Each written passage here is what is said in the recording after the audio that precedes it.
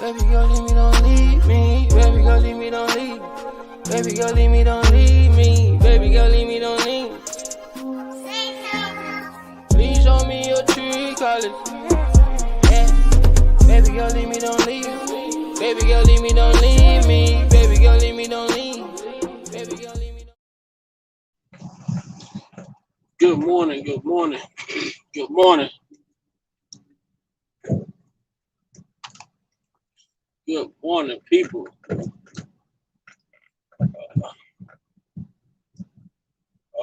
First, giving honor to God, who's head of my life.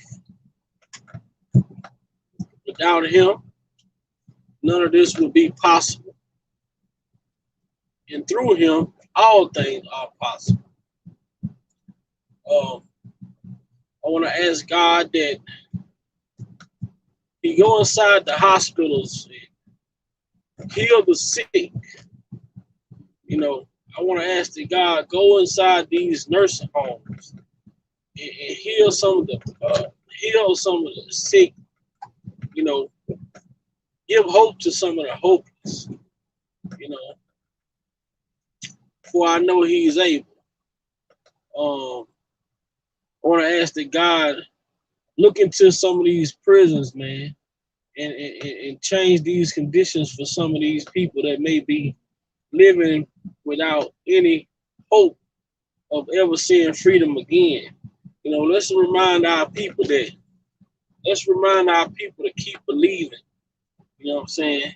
You must always believe, despite your circumstances. You must always believe. You know, and I know that we serve a God that is able to change a person's situation with the snap of a finger. You know, I want to ask that God reach out and motivate the homeless that's out here during these cold conditions and seek shelter.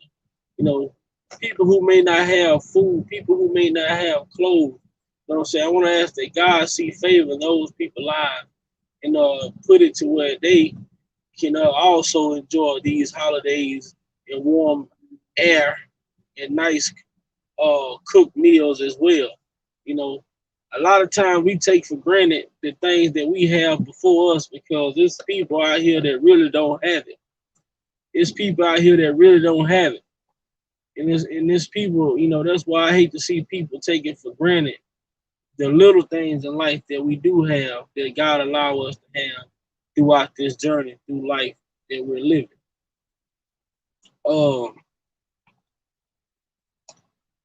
Today's message today is going to be coming from John 14, verse 1 through 3. But today I'm going to do it a little different. I'm going to start off with a little selection and I'm going to end with a selection. And I'm going to let the little selection play. Then I'm going to come back and I'm going to read the message of the day. And hopefully this message can lift the burden up off of someone who may feel like they're really heavy, you know what I'm saying, right now. You know what I'm saying? I'm trying to help lift that burden off someone who may feel real heavy right now.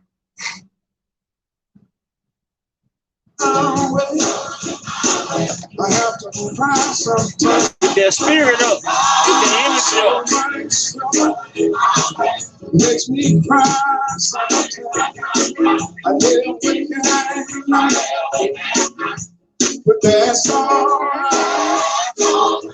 Cause I don't keep have to cry. Strolling down. I have to cry sometimes. Makes me cry sometimes. I lay awake at night.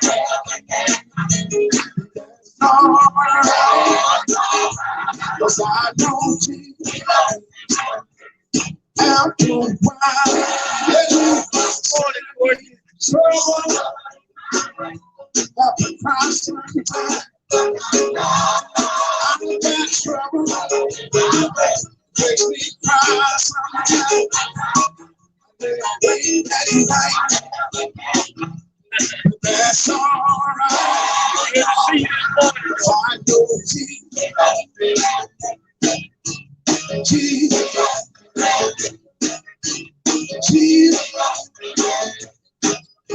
know you will. I wonder, I just wonder, is there anybody here that know he will? Anybody know he will? I need somebody. Put amen in the chat if you know Jesus will fix. Anybody here that don't know how I will? Talking about a doctor in a secret room. I'm talking to keyboard in a lonely hour. Anybody here that know you can see, you can spit it out for you.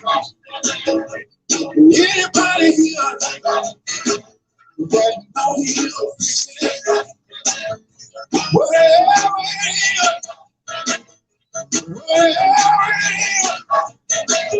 it is, my God. See, I talk, my God, to the I could be in my headache, I could be in my stomach ache. We are found out, my God, to do anything.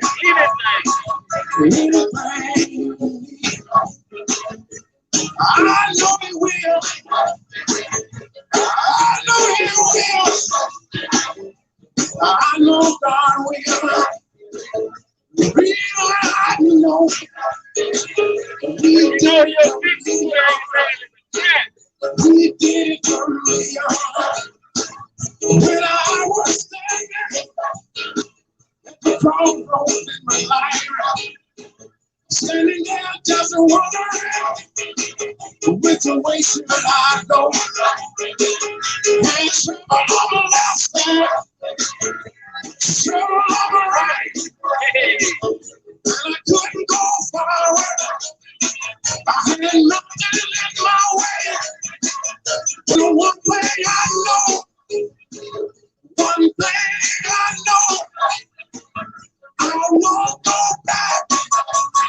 I won't go back. I won't go back. So I just look over and say, Lord, you gotta fix it. You gotta fix it. You gotta fix it for me. I know you will. He did it for me, y'all. He did it for me, y'all. He did it for me, y'all. I know he will.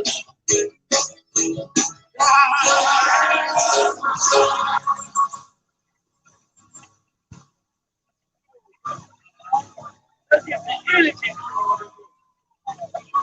Let's get the energy pumping. Let's get the energy pumping. Let's get the spirit flowing.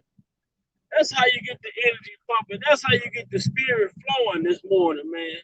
That's how you get the spirit flowing this morning. That's how you get the spirit flowing this morning. I know Jesus will fix it. I know He will fix it.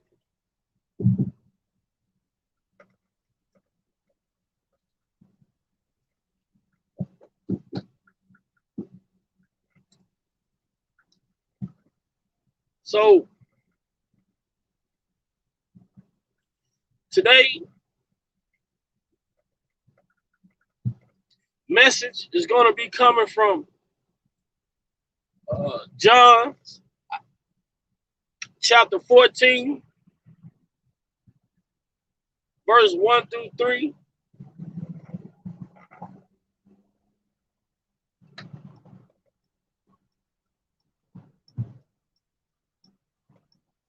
John chapter 14, verse 1 through 3, King James Version.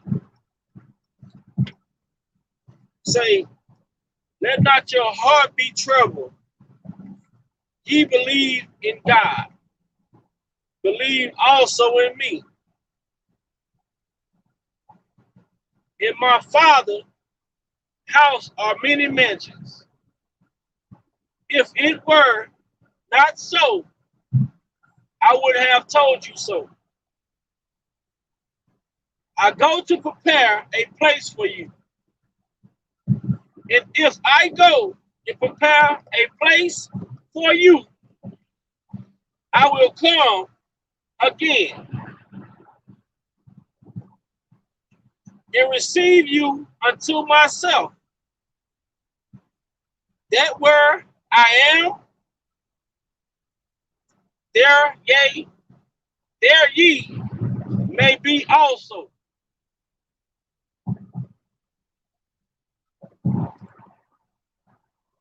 Let not your heart be troubled.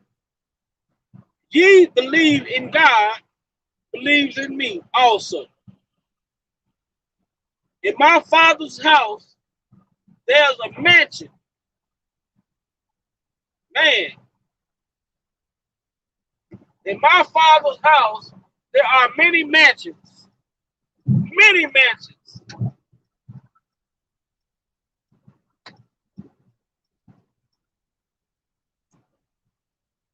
In my Father's house, there are many mansions.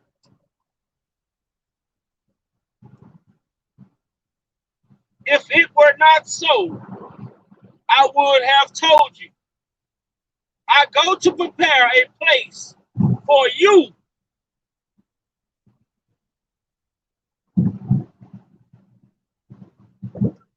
I go to prepare a place for you. And if I go and prepare a place for you, I will come again. So that means that your name is in God, on God's list. He's telling you he's going to come again. He will come and save you. He is coming back to take you. But that's only if he prepared a place for you. So what reason will God not prepare a place for you? That means if you're not putting God first, if you are not living by God, if you're not living according to God, if you're not praising God, if God is not head of your household, if God is not head of your life, guess what? If you're out here repeatedly committing sins, at some point, we have to get our act together. Like they say, you got to get your house in order. We have to start sweeping at our own door before we go to sweep at someone else's door. And we tend to do that a lot. A lot of people tend to sweep at other people's doorsteps, and they don't even sweep at their own doorstep. But like he said, let not your heart be troubled. You shouldn't be down here on this earth, in this life that we're living. You shouldn't be down here stressing about things that you can't do nothing about, because you can't do nothing about something that you can't do nothing about. Whatever it is, there's no situation that's too big or too small to give to the God that we serve. We have to remember that we are human. We're not here to be problem solvers. We weren't put here to solve problems. We weren't put here to heal people. We weren't put here to do God's work. We were put here to as God planned for us to reproduce and live out the life that He has live out the life that He have gave to us. See, a lot of times we try to put ourselves in the place of God, and that's not going to align ourselves with God. We have to let God be Him, and we have to be ourselves. We have to be His servant. We have to live according to His word. And if we're not living according to His word, then guess what? That mansion, that house He's building of many mansions, you might not have a mansion in that palace. We may not have a mansion in that palace if we don't get our act together. You know what I'm saying? We have to allow God to be God and remember that we are only human. There's only so much that we can do as a person, as a human being. You know what I'm saying? God already sacrificed. He told you in John. He already sacrificed His son. He gave His only begotten son.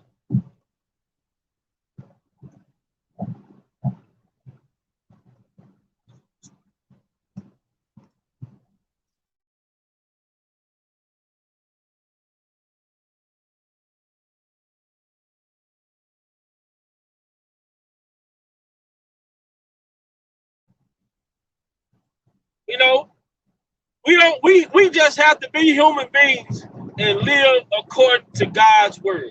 We all know what God expects from us as human beings. We shouldn't be out here trying to do God, but hey, we see it all the time. The same reason why we see people always other people's business. People always want to talk about the next person. They always got something to say about the next person. They always wondering about the next person, other than worrying about themselves, doing what God has aligned for them to do.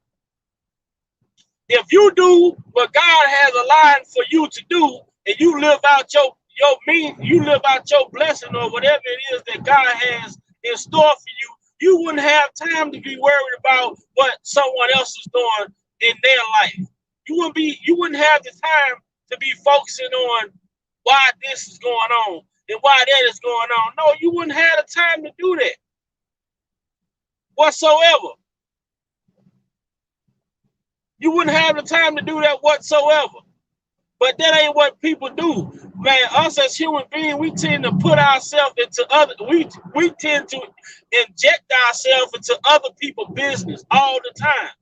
You know what I'm saying? We try to inject ourselves into God doing his work all the time.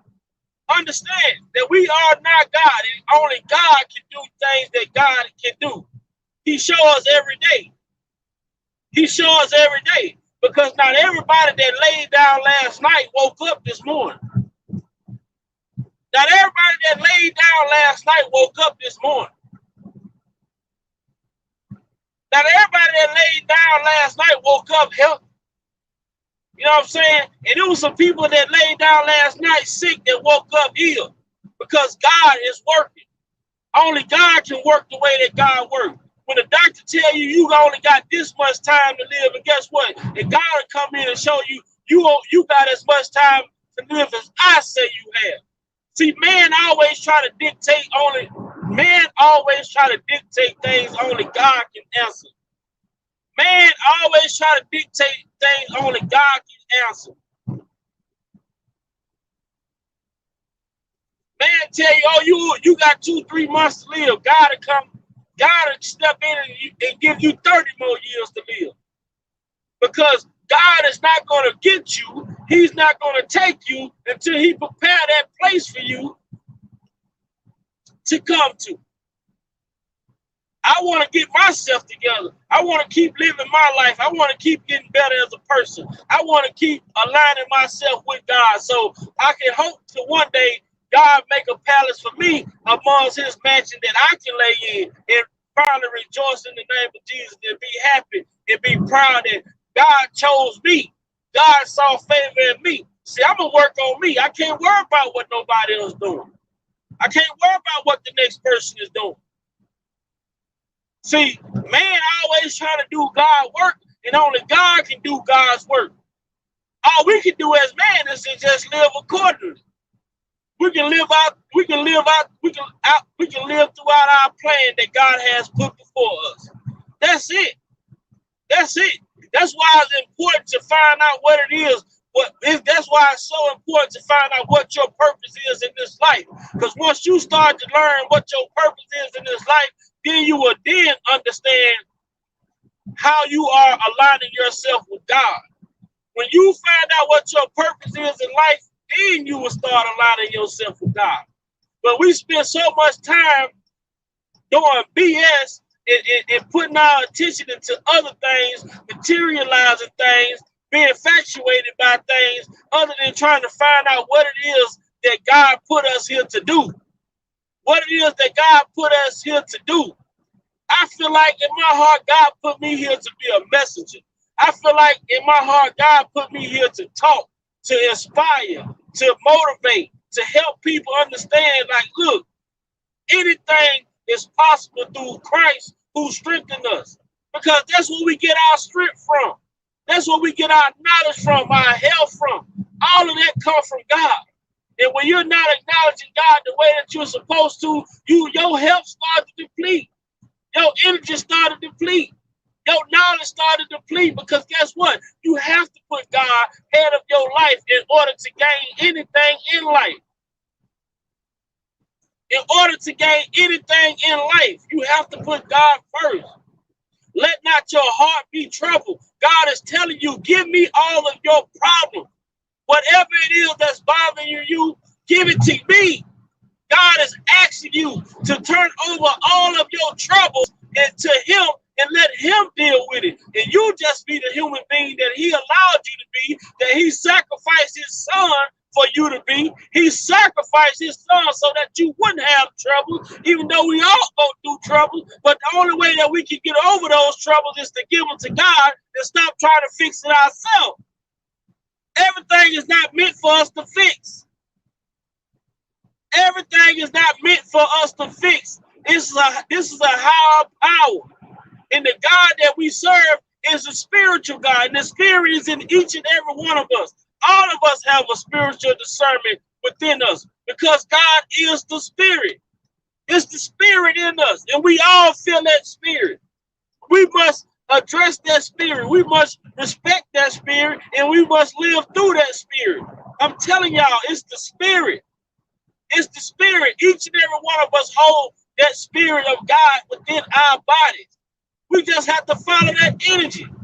We have to listen to that energy. We have to live through that energy. God said, let not your heart be troubled. He's telling you, whatever it is that you're going through, give it to me. Give it to me and allow yourself to prosper. Because as long as you're sitting around worrying about what's going on, burying yourself with burdens, then guess what? You're blocking your blessing. You're blocking your blessing. You're not allowing yourself to live. You should live each and every day that you open your eyes and your feet touch the ground. Because guess what? Tomorrow not promised to not one of us. Tomorrow is not promised to nobody. That's the reason why your heart shouldn't be troubled. That's a good enough reason for you to give all of your problems to God. Because guess what? Only God can fix things that he brings in your life. Only God. God already knows. God knows everything that we gonna go through before we even get to it. He's just gonna test you to see if you're gonna give it to him as he asks you to. As he asks you, he's gonna test you to see, are you really gonna give your problems to him as he asks you to?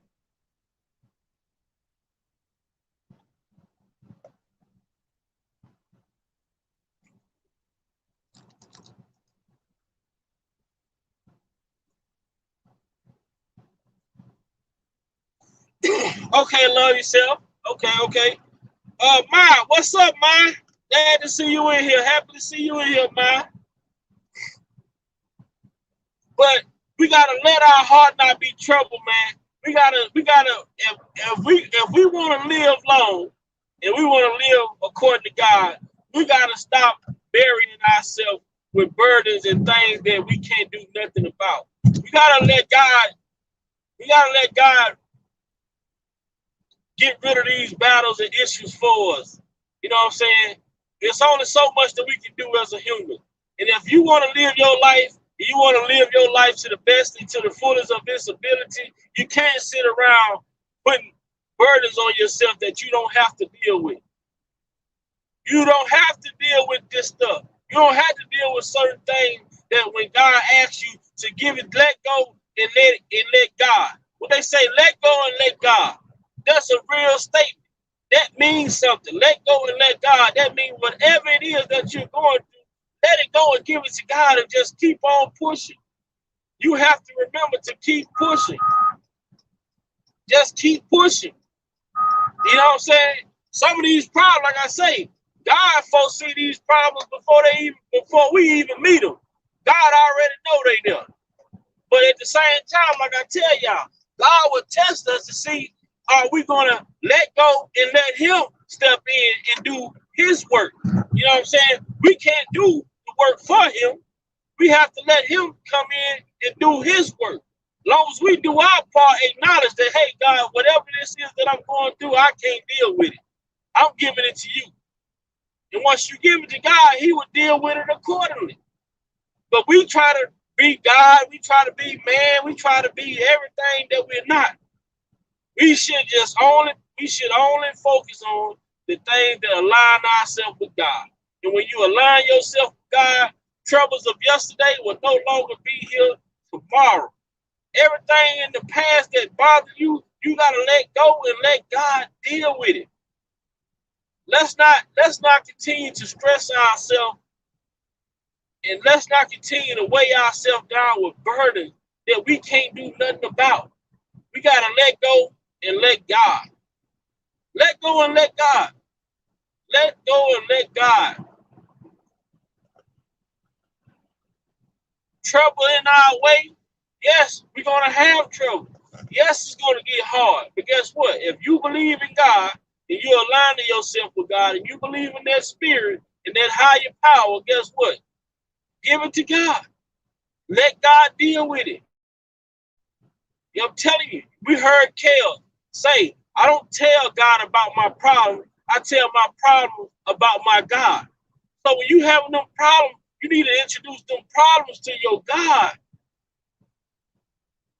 You know what I'm saying? You need to introduce them problems. You need to tell them problems about the God that you serve. And you need to show them the power of the God that you serve when you give it to them. When you give it to God, God will show them why you don't come after one of mine. You don't come trying to take one of mine. Because mine's not gonna tell me about you, but they for sure gonna tell you about me.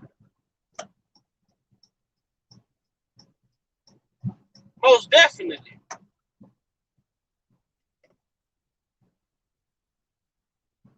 Most definitely.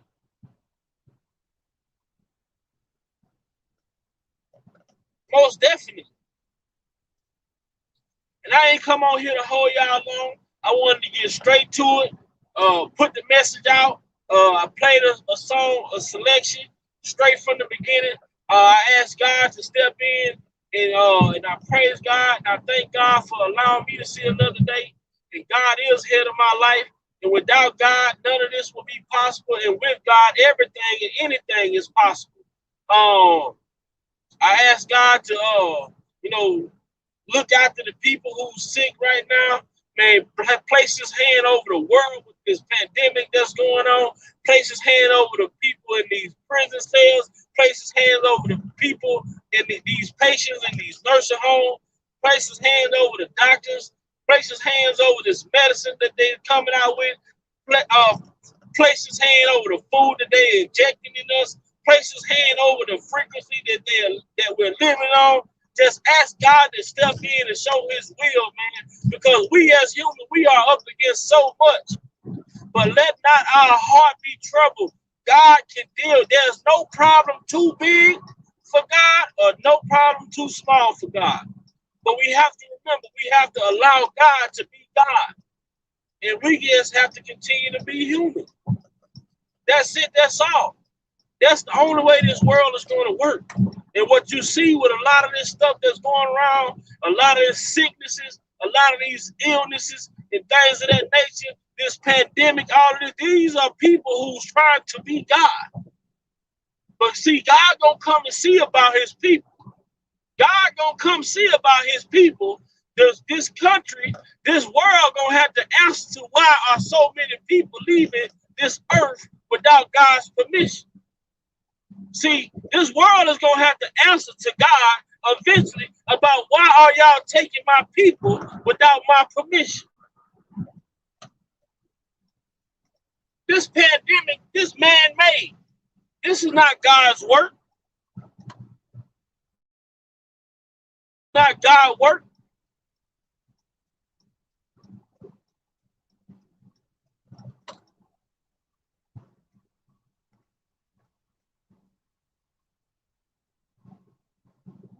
"10 Days of Darkness." I can't read it because I'm riding a little bit. But God is going to come back. I can't read it. Oh, Midas, you got time to hop on, brother? Midas, you got time to hop on? I can drop the link real quick. I know you probably headed to work yourself.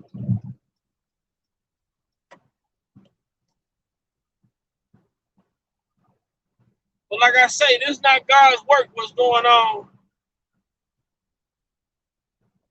This is not God's work that's going on right now. Let's see.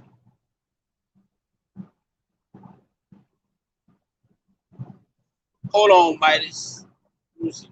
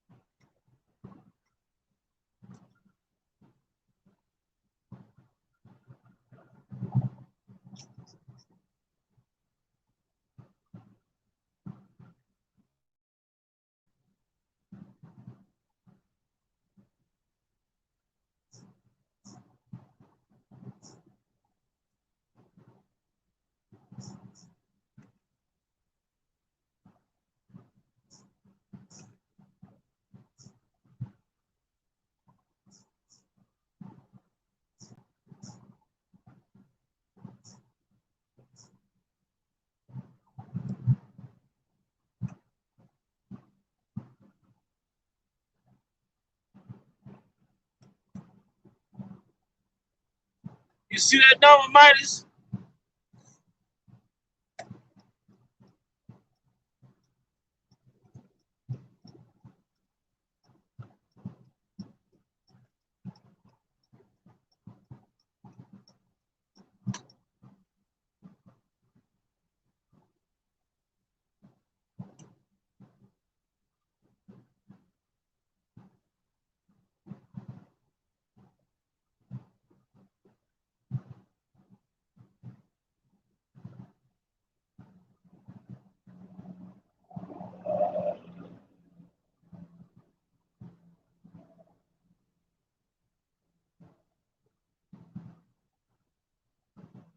Great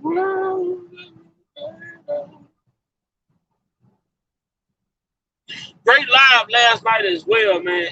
I appreciate everybody that came over last night for the R. Kelly song review, Planet. It was a great live last night. I think the song reviews, they seem to be a success. A lot of people enjoyed the song review and the breakdown of the lyrics. That was real great having everybody over last night. Very, very, very great live last night.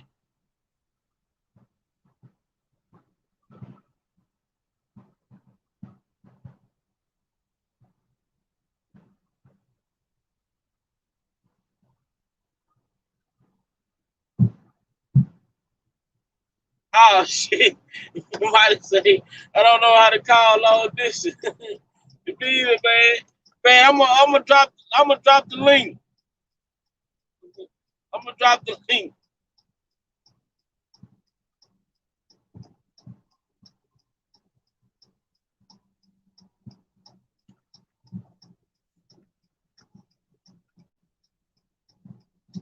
Let's see.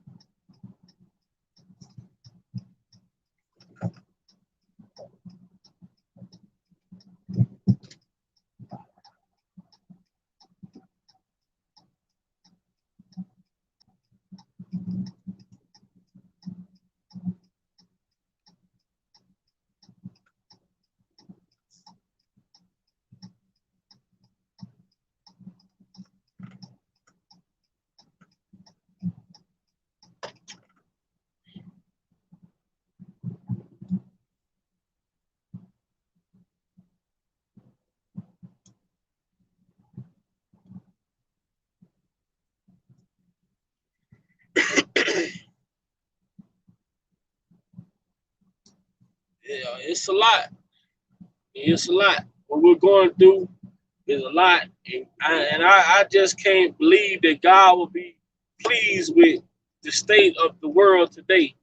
The state of the world today, I just don't believe in my heart that God is pleased with what we're seeing that's going on today. You know what I'm saying? I just can't see. There's too much blood on this soil. Too much death on in this world, man. It's been too much death in this world. And us as a minority, we have suffered the most. We have suffered the most, man. We have suffered the most.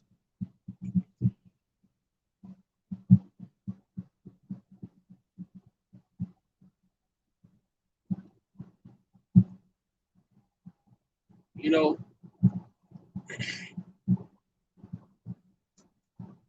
I just come on and I hop on. Midas, I dropped the link. I dropped the link, man. I know you're probably on your way to work or whatever. You say you didn't know how to call in long distance. I don't know how to do none of that either. Or whatever. But if you choose to, brother, you know, if you can, you know, if you can, you can. If you can't, you can't. You know, I appreciate you over here. And I like when you over here, especially you and my brother Alazar.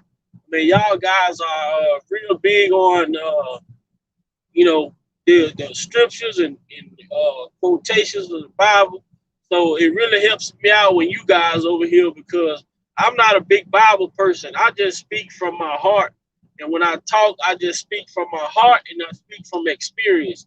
I speak from what I believe in. You know what I'm saying? I've never been one to pick up a Bible, the Bible of life, and just read it.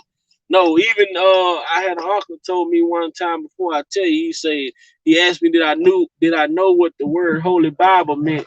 And I say, no, I didn't know what the word Holy Bible mean. I just thought it was a book. He say, nah, Holy Bible mean he only left you basic instructions before leaving the earth. I said, what? He said, yeah, the word Holy Bible is an instruction, is an informational Bible. And he said God only left you basic instructions before leaving earth. So I'm like, wow. Like it made a lot of sense, you know what I'm saying? It made a lot of sense to me, but I still was just one of those people who never picked up the Bible. I never picked it up because I just felt like the spirit within myself I just always felt like I believed in God. I knew there was a God, but I believed in the spirit of God. The pastors just don't do it for me. The pastors just don't do it for me. I can't go to church and listen to these pastors lie to me because they're not telling me what I want to hear.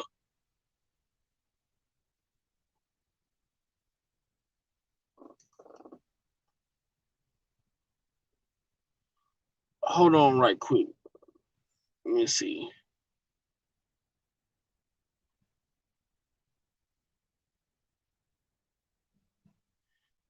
All right, there you go. My brother Midas, man. Yeah, what's going on, Big Vibe, man? Respect to the fullest for this here, bro. Man, respect, my brother. You know, I'm on here.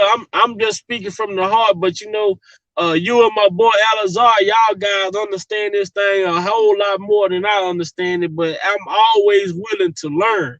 There's one thing about me. I'm always willing to learn, and I'm always willing to listen. Man, I Same here. appreciate you coming over here. But I learned a lot from you too, brother, because see, from what I'm seeing, Alazar knows the scripture. I'm going into the science and you going into the actual heart. You know what I'm saying? Yes, Like, sir. yeah, respect to the fullest. But what I'm seeing is that on my side, I don't want to talk too much about it, but the definition of the guy that I put up earlier, that Yeah. is the anti of what we are supposed to be. So when we check 9/11, it all started with 9/11. We were looking for Osama. We were looking for the wrong dude. We were looking for the guy who was trying to get the dude. You get what I'm saying? Yeah, And I'm following you. so when I pick up the 10 days that I said earlier, the darkness. When you look at the White House, they had tour buses coming in back to back to back to back, 10 days straight through, bare kids. We have to understand what Freemasonry and all that really entails. There's two sides of Freemasonry. There's the blue, which is as down below, and there's the red, which is as up above. Bloods and Crips, right? Right. In order to get their power, right? They have to. They consider themselves fallen angels. What do fallen angels do in every movie about Dracula?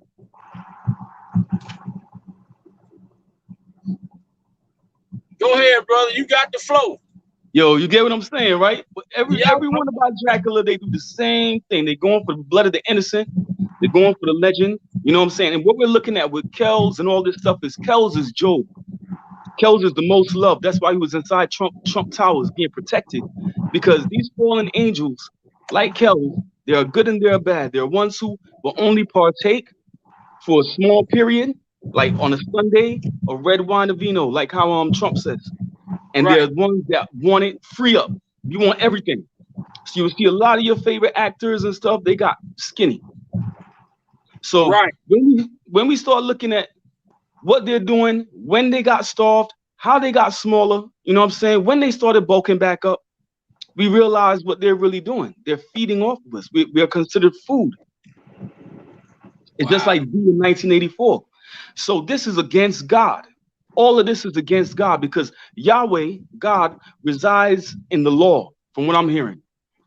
So Right. once And I we get to said that corrupt the law, for some yeah. reason, and for some reason in my heart and in my spirit, I say this can't be what this is. I know this is not what God designed this planet for.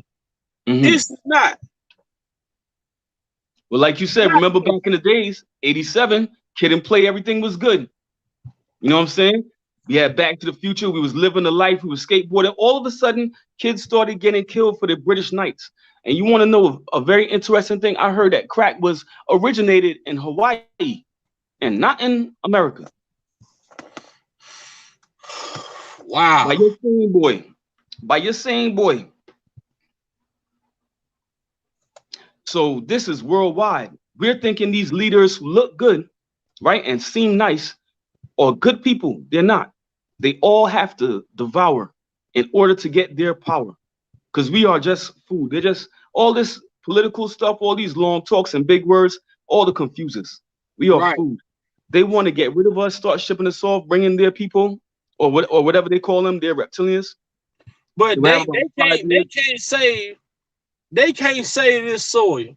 I feel in my heart, in my spirit, they can't save this soil that we're on right now. It's too much blood is being Mm. implanted into this soil. This soil Well, is for what I'm full. saying, well, that goes back to your comment on the. Sorry to cut you off. That go back to your comment on black people have suffered the most. But remember Michael Jackson when he went out to the front, he said they don't really care about us. And who do you have? Majority white kids. When we understand how slavery is and how they keep doing it and how they perpetuate it, right? And Mhm. that certain individuals that are even bloggers alongside you that have blood on their jackets and all kind of stuff, what they're really into, when you really check the criminal backgrounds of these people, you Mhm. know, or what's not allowed to be seen and who they run with. Because man, we're dealing with a nest. It's like we have to become the angels now to stop these devils. We're gonna And have to right, and become that's the Tiffany for thing, Don and that's Juan. the thing I try to get people to understand often is people have to be able to recognize the devil not by what they see, but by the Mhm. actions. You know what I'm saying? You have to understand the devil is he's a master manipulator. So he will Mhm. come around and he will be right before you and have you so comfortable and allow you to get so comfortable just to trick, just to get you to take the bait. And Mhm. once you take that bait, you it's like you say, she should have never bit that fruit. Mhm. You see what I'm saying? But see, people don't understand. People, that's why I say people always holler, "Oh, thank God for blessing me." How can you thank God for blessing you with someone you ain't did nothing to receive a blessing? Mm. So if But you know you ain't done nothing to receive no blessing, how can you just say that blessing is from God? well, the thing about it that I see it from that perspective as well too. Just doing nothing sometimes is better than doing something because the things that these people are doing are so inherently wicked. What they try to put on Kells with these 16-year-olds and 17-year-olds, it's nothing. It's like a joke to them. It's like, oh, look how people getting on.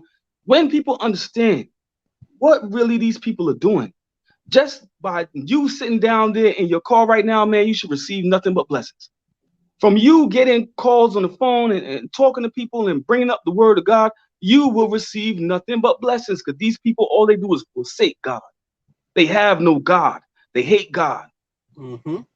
You know, I thought it was a certain race at a point in time, but I realized it's doctrines that have been put in place for thousands of years. We could save America, but we have to save the minds of the youth first, because they're so willing to go work for BLM, who are the same sort of cult. You know what Mm-hmm. I'm saying? All of them, they all do the same thing. They spirit cooking. Remember what Choke says? What's all that spirit cooking about? Right. You know? So just be Man, careful, man. it's deep, bro. It's deep, and it's most definitely on a different level, man. And I'm gonna tell you, man, I heard something.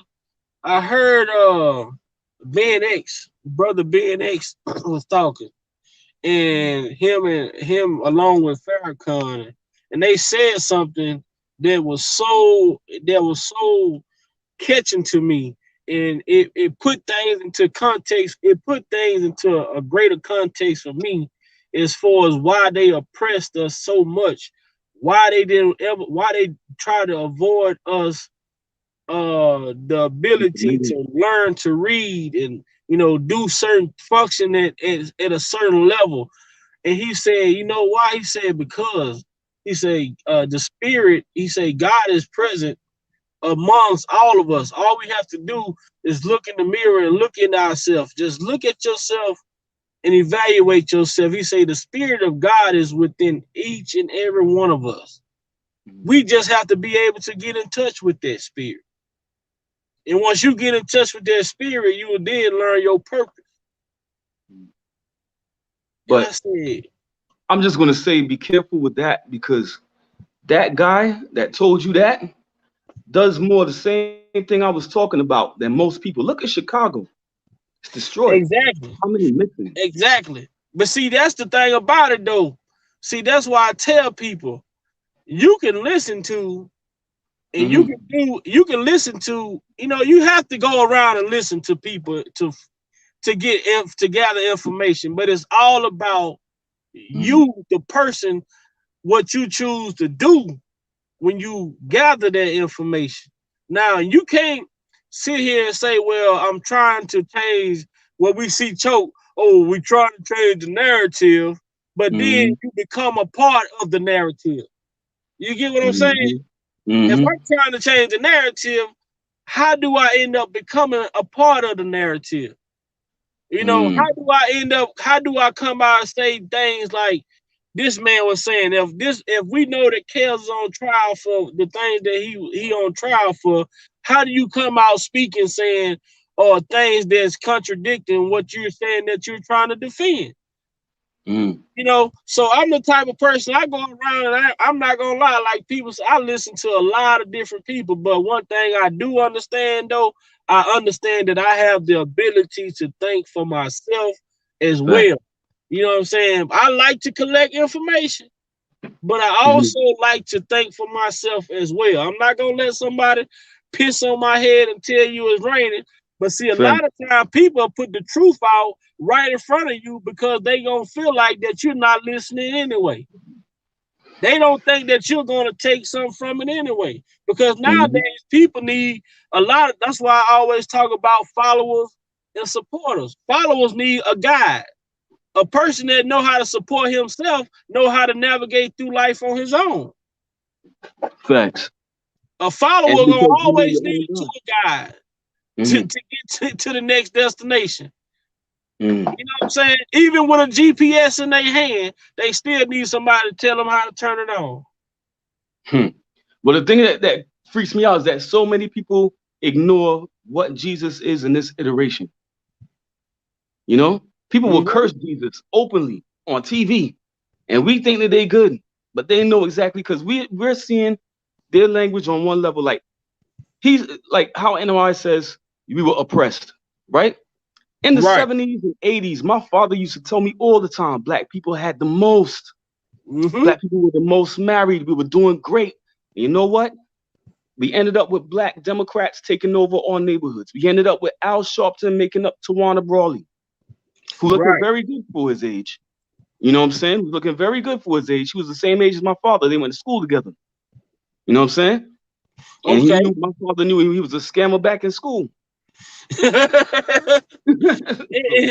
Hey, but I had some lady one time I was on the live, right, and this girl, it was during the Thanksgiving holiday time or whatever, and we was and I was on another lady live. They was talking about the origins of Black Friday or whatever. And this lady said that the Black Friday originated from Black Wall Street. I said, what? I asked her, I say, what part of the world you from? You can't be from the South. Black Wall Street, she said because of Black Friday, that word deprived from Black Wall Street. I say Black Friday has nothing to do with business at all. Mhm.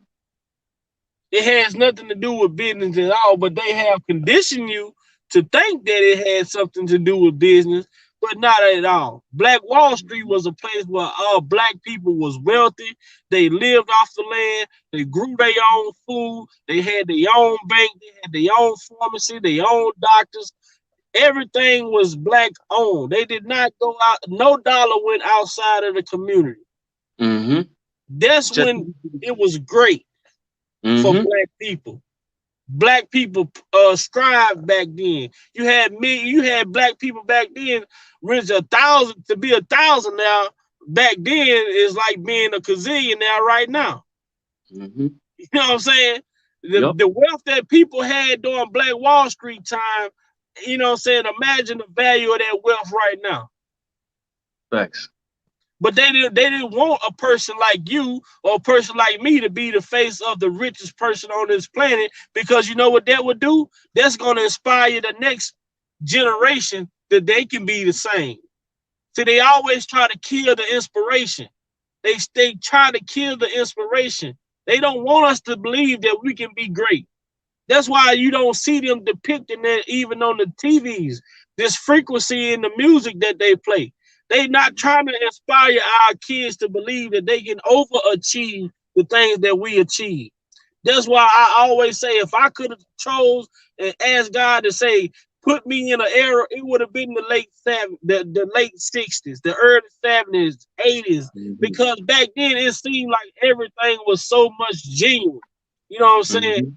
Mm-hmm. Now, man, they say, well, we can't get the kids through the school no more. Well, we're gonna get them through the music. We're gonna do their favorite stuff that they like. We're gonna interject cartoons and things of that nature. Ain't no way kids should be seeing same-sex stuff on cartoons. I didn't see none of that growing up. Facts. I They're can't attacking our stand you. children. Yeah, go ahead, brother. You got the flow. You got the flow. You know what I'm saying? But they're attacking us as parents, but they mainly are attacking our children, because they Mm-hmm. don't want our children to even have the thought of ever being greater than the person who they praise. And it ain't God. Mm-hmm. Well, that's with food, bro. When you look at Black Wall Street, right? We were doing very well, but what happened was a young man had went into an elevator and sexually assaulted a white girl.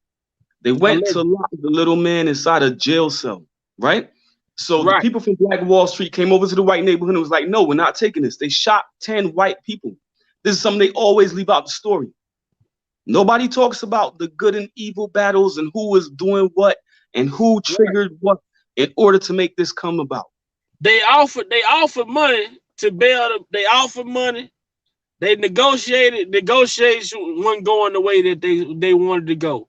So the thing was, during that time, that you already know the tension was already there. Those other people was just looking for a reason to come in. And when they got that reason to come in, no matter what, just like with Emmett Till, when Emmett Till did what he did, right? When Mhm. in Emmett Till admitted to Wilson whatever. But Emmett Till uncle went and he offered these people every dime he had to let his nephew go. But that wasn't what they no. It wasn't enough money in the world to free his nephew. They was just looking for a reason to do what they did. And see, when we say they, we have to say what they are. Because even if you check the new episode that revolved around Black Wall Street, it was all about what? Demon worship, magic. We need to understand that any place that is a carnival, any place that says they have magic, any place that says, come kids, let's go, they're going to go missing.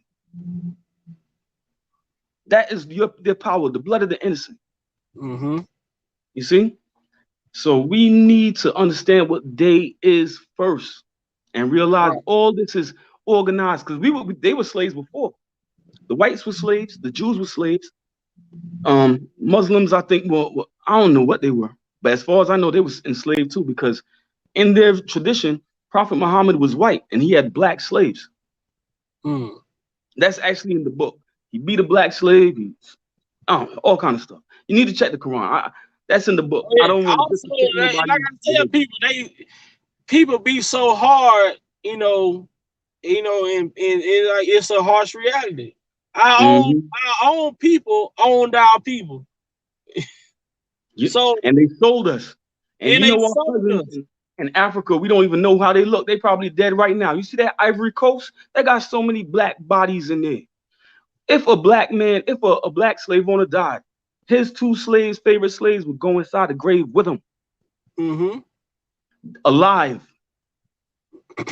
Wow. We don't even understand what's going on. When you read the story, my grandfather, the Nigerian slave trader, when you see what's really going on, it's all about the blood of the innocent and coming for this time to bring in the Omen.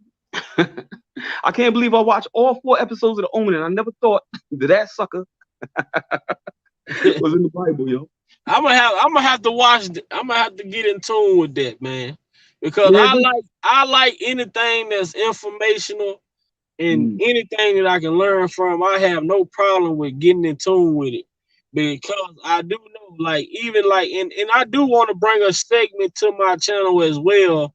Eventually, I'm gonna talk about like the sharecropping that happened on the U.S. soil, and how our people became behind the way that they did through this sharecropping.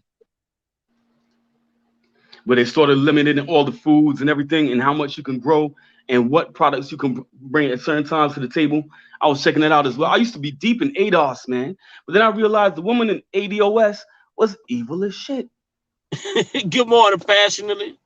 Man. She, what's good, she? What's up, she? Good to see you in here, brother. Oh yeah, man. It's one thing about history, man. It's a dark, deep hole, and you have to brace yourself when you start going down that lane, because the reality of a lot of things that you will find out that we have been lied to from the beginning, from the origin. Well, from what I'm seeing from the origin, from my concept of how this data is coming, because so far I've been somewhat on point. You know what I'm saying? I've been on the line. I'm thinking that we were the ones who fought against this agenda centuries ago. That's why we were first enslaved. They had to take us out. They had to take us out because we're not for the nonsense.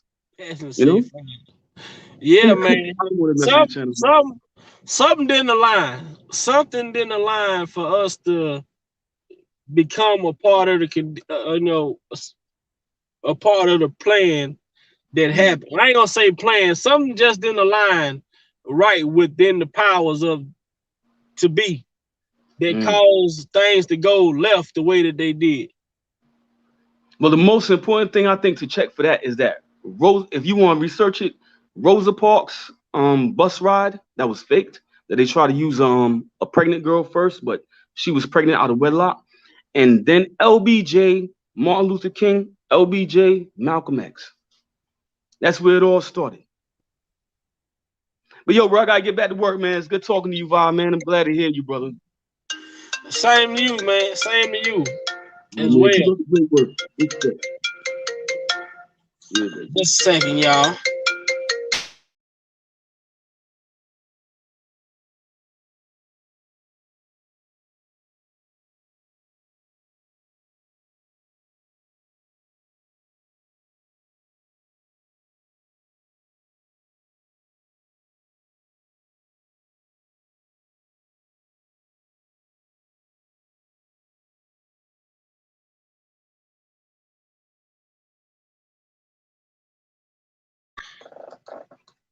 The old job trying to get me to work today. The old job trying to get me to work today, and I'm going home. Daughter of the slave trade. Good. Okay. Hey, look, man. I thank y'all for this information, man, that y'all giving. I appreciate the brother Midas for coming on. Midas get deep, man. I'm not that deep. I only speak from personal experience and personal my personal perception of what I see and how I see things. And guess what? I'm always willing to listen. I'm always willing to learn anything that is helpful, anything that is enlightening, for sure that I can pass down to my children or or someone else out there that it may help. I'm very, very, very, very, very willing to look and listen to what someone has to offer. You know what I'm saying? Uh, she say, "Can I come?" Oh, of course, brother, of course, brother. Man, look, man, this platform is for us, not me. It's for us, brother. You know what I'm saying? I don't have a problem with anyone coming up on this platform.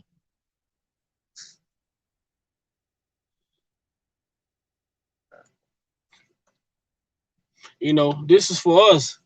You know what I'm saying? I do this for people to come on and be able to speak. You know what I'm saying?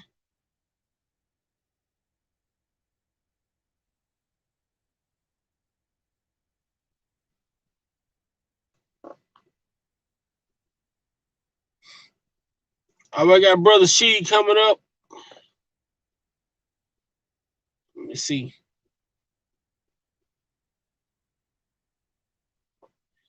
Welcome, welcome, welcome. Good morning, brother. Morning, how you doing? I'm doing all right. How's it going for yourself this morning, man? I see you above the soil, so at least that's the first blessing. Yep, another day. Another day. Yeah, the reason I wanted to come up, the Daughters of the Slave Trade. Some guys we talking about that book. Pretty good book. Actually, it was a white lady who wrote the book. Okay. She went back and started breaking it down, like the different stories and different issues that they had in slavery. Talk about, I got through like the first few chapters, and man, it kind of got hard to me. I set it down for a minute because man, it's crazy. The book explained how they traveled from Virginia to Mississippi to sell slaves or something like that, and Okay. the slaves walked. Even the pregnant women, they would get to a point if your baby was crying too much, they would offer to kill your baby or sell your baby just to shut the baby up. So, Wow. they went into detail about a lot of things. And, a lot of people was mad at the lady for writing a book, you know. But what I want to say was too, a lot of people don't get into the Moors, but they had a difference between Dragon Moors and Phoenix Moors. And you need to check out Brother Bakari channel. I don't know if you know Brother Bakari on YouTube. He's down here in Georgia, Okay. and he has Team Black, where he talks about, you know, self-explanatory. Team Black. He has his own trucking business. He just bought a dump truck, and he got I think two box trucks. Where he used to have his own trash company, but the trash company were trying to run him out of business because they kept going up on the price of dumping the trash in the landfills. Right. But once you get into his channel, you'll see what it's mainly about, Brother Bakar. All But right. I'm gonna have to I'm gonna have to if you can when you get off here in the private chat part, could you if you can get that link and drop his link in the private chat part, or even if when you get off, if you want to come back on, if you get his link, you can come put it back in the chat. And the video or the message. Yeah, I do that. Cause then that If that you that'd be for good. you don't mind me asking, what part of Georgia you located in? Decatur. I stay in Decatur. Okay, okay. Well, yeah, I come down there sometime. I actually will be coming through there tomorrow because my son is his family is from Valdosta, so Okay. I'm taking him down there to spend a week with his grandparent and things of that nature. So yeah, I come to Georgia sometime. Uh, you know, yeah, Okay. but You yeah, you continue you on here? with You in Georgia? huh? I say you in Georgia? No, I'm not in Georgia. I'm from I'm born and raised Louisiana, but I'm by way of Minnesota, but I formerly reside in the great state of Texas, bro. Great state, the Longhorn State. The Yeah, Longhorn State, man. yeah. You going to Valdosta? My son just came from down there from school. He did about 2 years, and now he came Okay. home. He's doing online classes and stuff. But yeah, man. When it come down to it, you have the difference between the Dragon Moors and the Phoenix Moors. Those are some powerful dudes. You know, the Dragon Moors were all about war. You know, they were like the strategists, man, and Phoenix Moors dealt with more like the mind aspect of learning and knowledge. And their thing was to kind of give the knowledge to the people, because if you look at the way the pyramids were built, look at certain things in the elements on how you had running water in certain buildings back in the day. AC system. They knew how to put houses to a degree when it was a windy area, set Yeah. those houses just right and put a breeze through the house. You know what I'm saying? Wow. Sewer system, the way they had ditches and trenches dug to where when you use the bathroom or something, it all run downstream. You know, Wow. it was all kind of systems that we don't know about, because a lot of the books were burnt down. A lot of the libraries and stuff, they were burnt down. Even in Rome, to a degree, they took over Rome for a period of time, and they just gave up the land back to the white people, because when it came down to it, they ruled over that land for years. That's why when you go in certain museums, the guy I was talking to, he was telling me, he said, if you go into a museum, it's certain things that they actually change the color of the people on some of that art. Like the Sphinx, the in Africa. Why you think they broke off the nose? That's a very distinctive detail to know what you're looking at when you're looking at the nose. There's no other race nose like ours.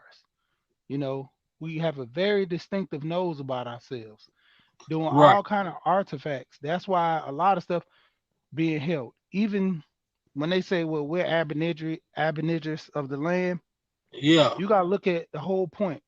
What they You say, got indigenous aborigine. Yep, but you have black people in Australia. You got a whole island off the coast where nobody can go.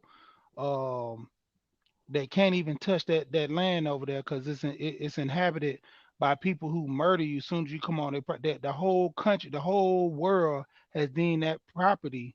You can't even get on it. The people don't acceptable to any kind of disease, because they're like, well, how did the people get over there? Back in the day, the level was high. Those people walked on that land and probably never got off of it because of the water levels.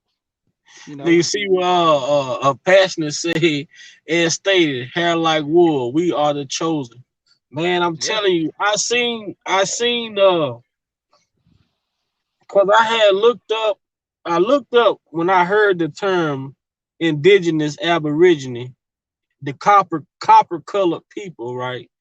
And I looked up these people, and these people that look like us, but these are people who had like blue eyes and different things, like a lot of this genetic stuff that we see from other people that we say, well, then I started saying, but these people look.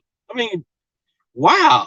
You know, like what happened to these people? Yeah, because when it boiled down to it, man, it's all about perception. The media does a good thing in giving good perception for us to believe what they want us to believe. And that's why social media is a good tool for the young, like you was talking about earlier. Oh That's yeah. why they breaking down the message for the youth. That's why you have all this, same sex and all that. They pushing it more to the youth now. The older you get, the more you kind of walk away from certain things that you think is okay. Because Hmm. when it come down to it, the reason why a lot of people say they were born like that, because you're taught that at a young age. Even if No, you have these no feelings, person is born racist. yeah. But it's always a thing that you're taught at a young age to break the mindset to have Hmm. you a certain type of way. And a lot of people don't realize that because when you're young, you're being taught in school. You never. It's only 1 month they show about Black history. The other months, it's not like they don't talk about Black history, but the schedule on the school is to prefer you to talk about everything else. That's even like they have classes Right. dealing with Well, we see. go You go seem ahead. like a very sharp brother, and we can go back and talk. We can go back down through history and see. School was only indoctrinated to control the minds of us, of our people. Our ancestors before then, school wasn't even a thing. When did school come into play? When they was about to abolish slavery. But they still had to come up with a concept to be able to control our people. That's where religion come in at. They want to make us believe in something. It's all an illusion, right? Yeah. How can you control people? Why? How can you control people without telling them that you're controlling them?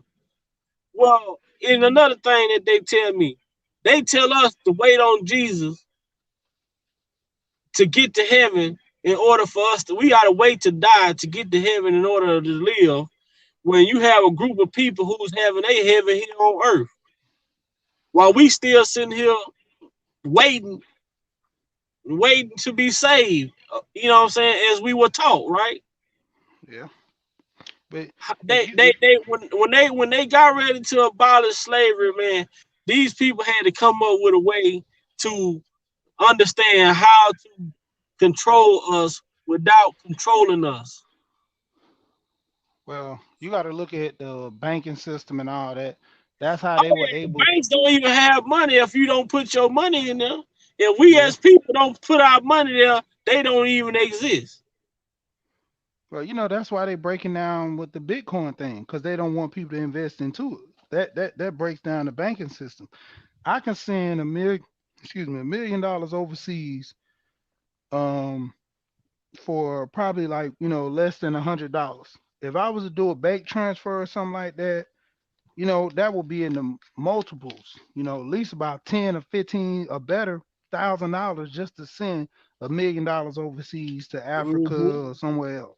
With Bitcoin, they'll do it less than probably like $100. They did a Yeah. transaction for a guy for $4 million, and the guy probably spent less. I think he spent a total of 300 and some dollars to send like 4 Wow. million. And now if you get $600 on Cash App, the IRS want you to you have to report it. Well, you know why they did a low number 600? Because they know the average person has at least $600. That's just another excuse to go in your account. They doing it anyway, but now they Hmm. got to make it legal, so that's why they put a number on it. The thing is, ever since 9/11, they got the ability to do anything to us because we letting them do it. All the laws. If you look at the Constitution and break it really down, we the people. It starts as we the people. Hmm. See, we don't have knowledge of the systems that put in play in the government, so that's why we really don't understand what we dealing with or what we got. And that's the biggest key. Even with a lot of the laws, we're forced into these laws because we pretty much give into them because Right. stating that the law of the land is what it is. It's the law of the land. If it's not your law, then it's not your law. You like if you really break down a lot of the things in the Constitution, going off of what certain issues and certain gripes that people got with that's going on, we allow ourselves to get caught up in some of those laws, and even in they pushing laws that we don't even know about because we don't, we're not in the politics as much. The Right. people that are in the politics, they're fighting, to change these laws because just like the whole issue with the new bill that they had about giving the immigrants, 100,000, 400, whatever $1,000, it Yeah. couldn't get passed because it wasn't a hush hush. Too many people started knowing about it. You know, Right. they don't have no money for us to get reparations. But when C19 happened, everybody got a check that was on low income. Right. Not only that, man, them alphabet people get reparation, man. And but see, that's one thing that I can say they fought for that and they put more into it than we do. you know and numbers, they push most of their people to go into politics, pushing more of their people to go into law and stuff like that, because who's fighting for them in most of these cases? Who are dealing? Their people. See, as our people, we got so much division amongst each other because it's all self-taught. If I can Hmm. teach you in school not to like your neighbor, not to like your friend, not to Hmm. be it it's a business. Like I always say this. Racism is a business. If I can teach you not to deal with another race, that's more money that goes into the economy because you're going to spend more money to get away from these people. You're going to spend more money to, buy different and buy better because you don't want to buy black. It's all a gimmick. Even like divorce. Right. I gotta talk about people in the gender war. That whole gender war is a big business too, because you gotta understand if you don't like your race of people and the color that you have, that's all self hate against you. But you're taught that no, that's not self hate. You're different. You act, and I mean, Wow. being honest, I always say this. There's two type of black people. The ones that actually won't change and want to do, and then the ones that just want to live life and don't care. The ones that live life and don't care, they're reckless because they'll do anything they want because they don't have an agenda. The ones with a purpose, they're doing things for the community and for themselves. Motivation, benefit them and the community. So, a lot of people got to wake up to an extent. What do you really want out of life? That's why I say get back to you gotta figure out what your purpose is in life, and you have to live it out. But you have to first try to figure out what their purpose is and recognize that purpose once you see it. You know what I'm saying? A lot of us are guilty of wasting time and trying things and putting energy and effort into things that don't really matter. You know what I'm saying? But when you find that purpose, and that's when you have to get at it. That's when life begins for you. When you understand why are you here, and that's why us as people of color that have these platforms and things of that nature, we have to be willing to inform uh our our brothers and our sisters or anybody who's willing to understand the information. People who want to have the conversation that other people don't want to have. We got to be willing to do that. You know what I'm saying? And me myself personally, man, I would talk to anybody. I have a conversation about anybody with anybody. One of my favorite guys that come on my channel is the police officer that works in my job named Glenn, and this guy, he's Caucasian. And me and him, we have conversations about everything, and we don't agree on everything. But guess what? At the end of the day, we respect each other's opinion and point of view, so we can have a debate. And we may not agree, but we don't have to be mad at each other. We sit down, we eat, and guess what? We come to a common ground, and that's what we have to get to. We have to get to the point to where we can have the conversation. A lot of people are afraid to have these type of conversations like we're having right now because they so content with how things are going in their life, or with what, or they content with where they're at in life. They don't care to have this conversation, but this conversation is very, very important for our children and their children, because we have to say we already been took, but the least we can do is save the ones to come. Yeah, and that be the big difference. The reason I always talk about life insurance, investments, and I'm heavy on life insurance because my thing is this: when you die, who's gonna be there to take care of you? You know, what things have you put in place for the next generation? Like I told y'all yesterday on Georgia Girl Channel, it's a dude by the name of Alonzo Moore. Alonzo Hall. I always pump his channel because even though he goes a little rough, but he kind of try to talk to the youth. And I told him, I said, well, that's not your target market. Your target Mhm. market is the older people, you know, that has a little more substance about themselves and they know what they want. He was like, well, I try to talk to the youth more to get them involved, get them up. I know the parents will buy insurance, but I'm trying to break through to them, you know, because like for instance, like I told you about my sons. My sons are 10. I got them Right, whole life, well, I got them universal life insurance. The universal life insurance goes off the S&P 500.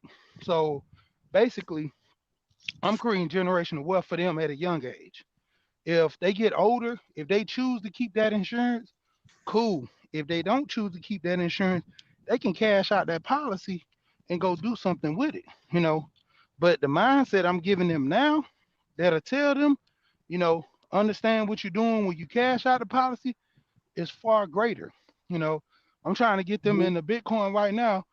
I'm supposed to be giving them like $100 or $150 each because I got twin boys, and I'm gonna right, make them take that money and buy whatever they want in those coins.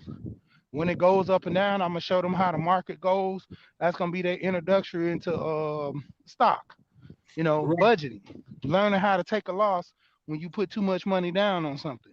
You know, right, and $150, I probably spend that, gas or buying tools and stuff like that. right. So Man, I just had a you spoke on the life insurance issue, and that life insurance. So I wanna ask you this: Do you think life insurance? I know people tell us life insurance is good to have, and things of that nature. Kind of still, you don't leave your family a burden behind. But how much does the average, according to the federal government, since they didn't expose how much an average funeral should cost, right? So they was giving everybody family $7,500 if your family lost their life to COVID, right? So they saying the average funeral should cost around $7,500.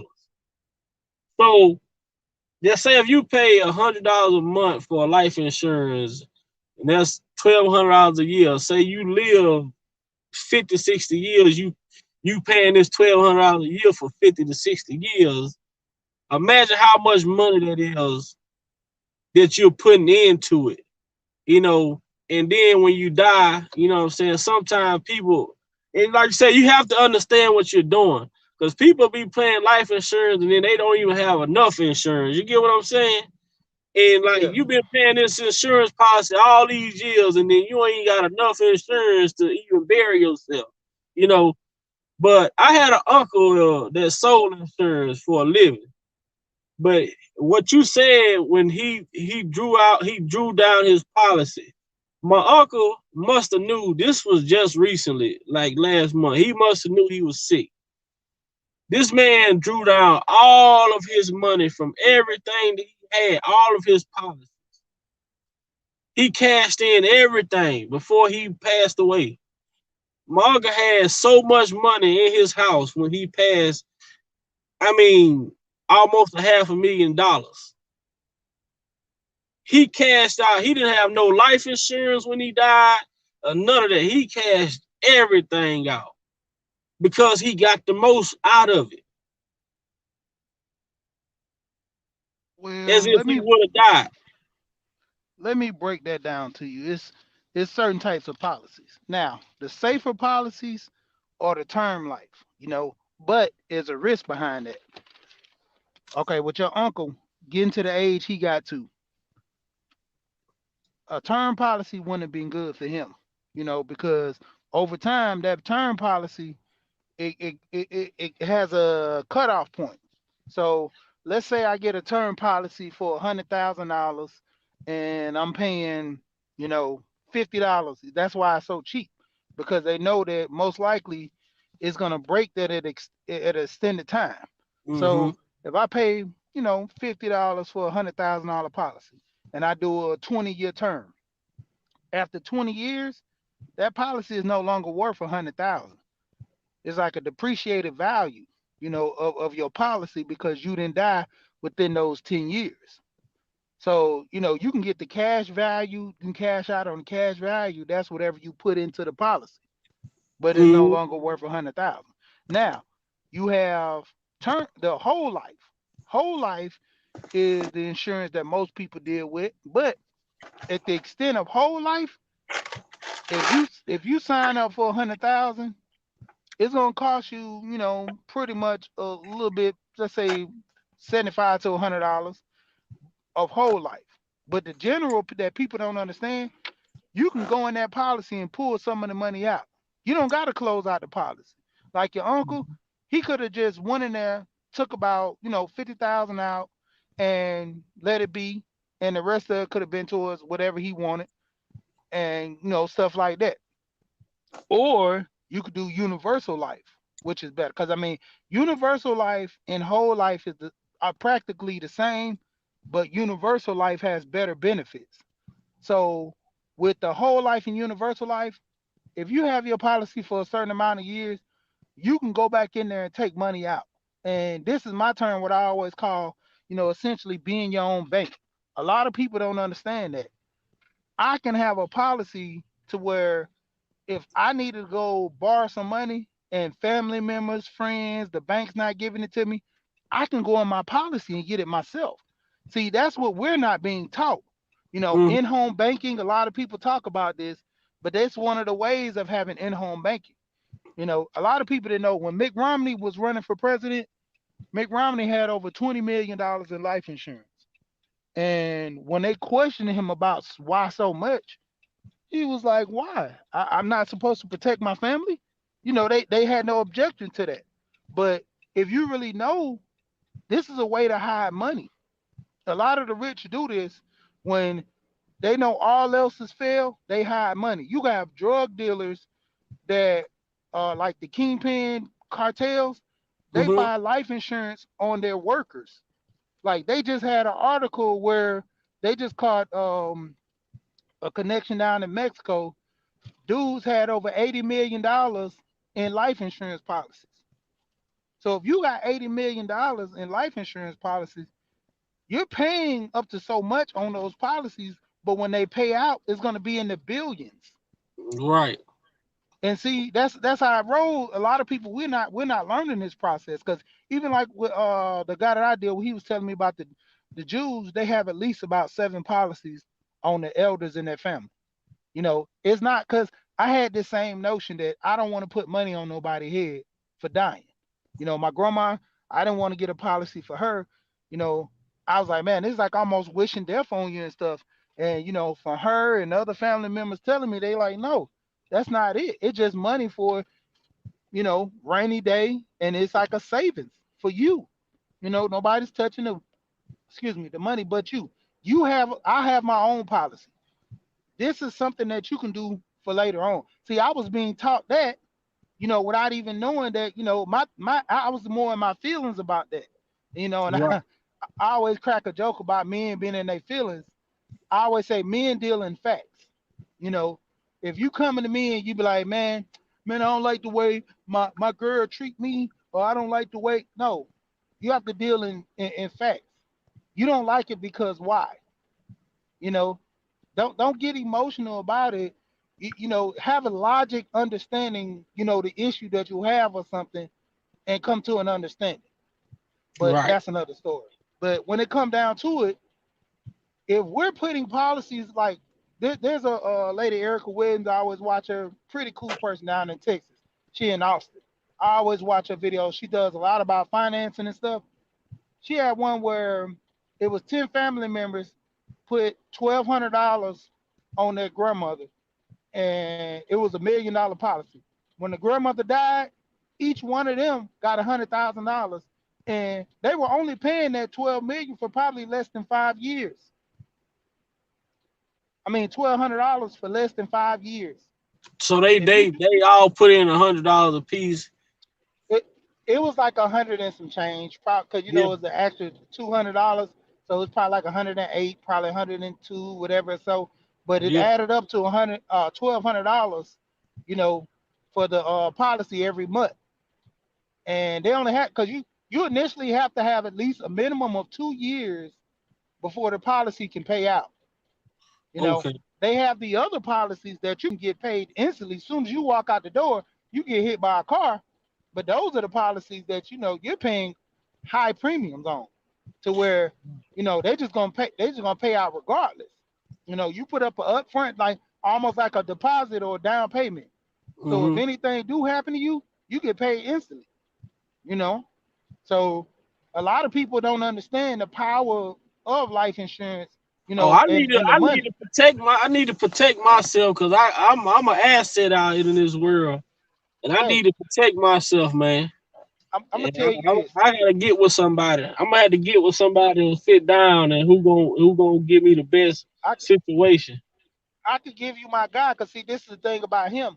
He's a broker.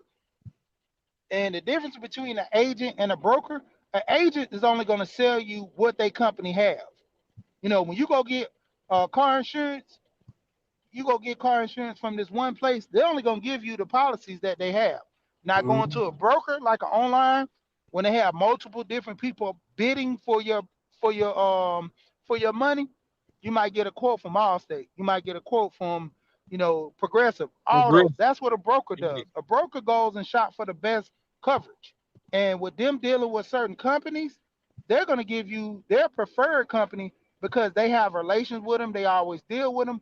But it comes down to the policy that you want to be customized. Now, one of the policies that I have is Lincoln. Lincoln gives 7% interest a month, while your bank gives you what 0.7 a year, and with that, Lincoln gives you 7% each month. So whatever you putting into the policy each month, you're getting a 7% interest. One of my policies, I done had it just under, like, well, a little bit over 3 years. I done gained $1,500, 15,000 in that policy. I had 100. I started off with $100,000. Within these 3 years already, I got Don't say your numbers. 115,000. Don't say your numbers too loud because you don't want nobody come looking for you. Hey, hey, I'm just gonna say that I was ready to die. My family, they're gonna be rich. They can't touch the money. And the thing about it is too, even if they want to touch the money, man, it's something called a trust I'm working on right now. Oh You yeah, know, you gotta with have that trust, man. with that trust, it's gonna be hard for them to touch And if anything. and if you do deal with banks, man, put a beneficiary over your banking account, man, so that if Yeah. you die, that your people can collect your money because that's an issue that I had that I saw within my family. I had another uncle that passed away, and he didn't have a beneficiary over his bank account, and his kids went to the bank, which was Wells Fargo, with his death certificate and proof that they were his children, and they would not let his kids get his money out of that bank Nope. simply because he did not have a beneficiary over his account. No will, no anything. No If nothing. you He didn't have have if you nothing. have a will or a trust, it can, pretty much delegate the money. Right. And a lot of people, they think they're gonna live forever. They don't put processes in play. See, that's what I talk about with the life insurance. My thing is this, and a lot of people don't really understand this, and I push this hard.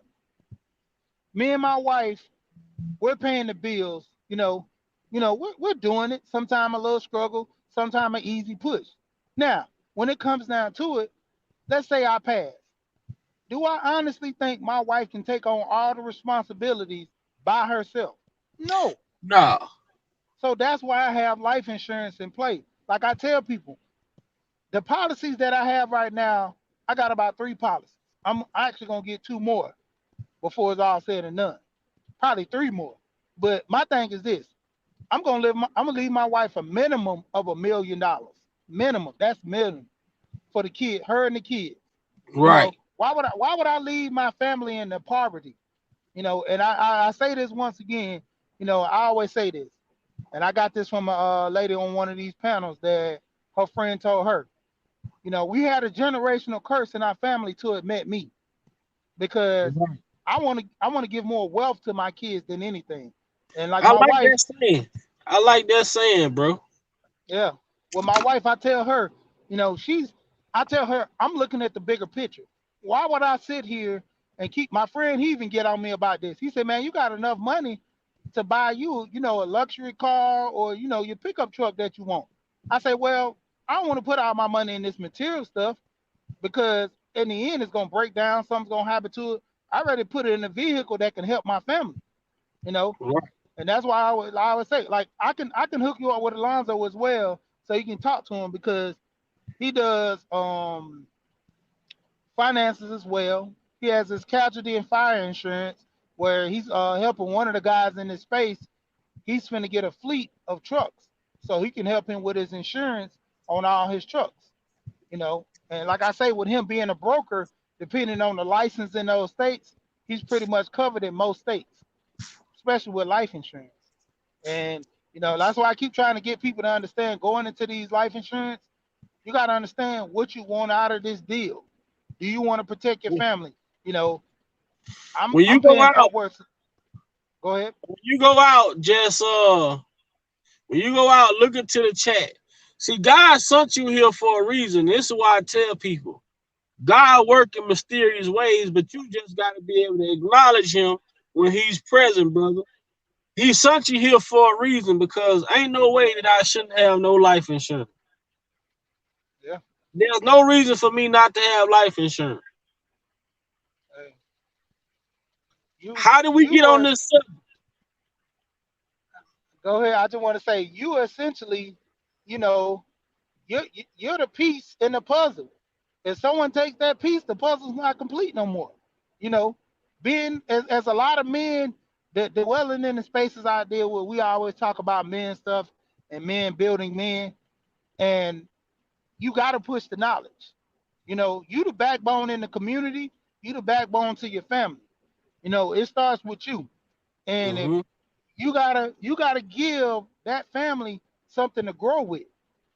And that's why life insurance is key. Like I tell people, we'll spend money on Jordans all day. We'll do with our habits, whether it's smoking or drinking.